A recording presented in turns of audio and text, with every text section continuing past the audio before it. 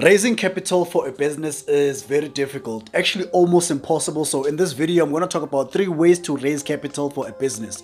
Number one is with seed capital or venture capital. Now, seed capital versus venture capital is that with seed capital is the money that you get before you even start the business, as long as you have a good business idea that you can present to an investor, a family member, or even a friend. And then with venture capital is you going back to that same person to further justify why you need more money to keep running this business before you even make any profit, and that you can grow that business. Now, this is an option that is usable and mostly used in countries like America, and I think Nigeria might have just gotten into that. But if you are in South Africa, this is almost impossible, so you might as well forget about that one a little bit. So let's get into number two. Number two is to raise funds with your business, and by doing so, you are going to be selling equity.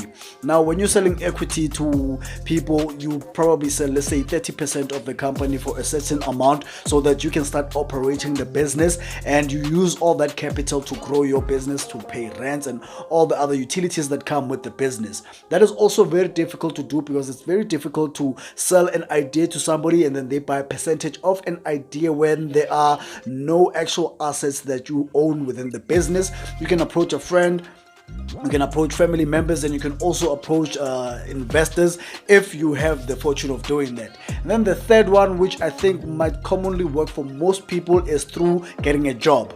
Now, with getting a job, it is a bit easier, because if your business only makes you 5,000 rands a month and you are able to get a job that pays you 15,000 rands a month, it means that now you have an extra 10,000 rand in your pocket that you should continue using, or saving rather, instead of using that money. Because if your business was making you 5,000 rands and you were able to live, if a job pays you 15,000 rands and you are able to live with just 5,000, keep it at that so that you can save 10,000 rands a month, and eventually, as it accumulates, you are able to fund your business. Now, a lot of people might watch this video and think to themselves, well, this guy is talking about something that he has not done himself, but I want to do one of them, and one of those ones that I want to do is to get a job. At the moment, I am learning coding, and I want to get into the HTML email development space because it is close to marketing and I have some knowledge in marketing. So I'm looking for jobs within the HTML email development space, and eventually work for about 2 to 3 years, and then eventually come back to my businesses. Although I might not even like working for somebody else, but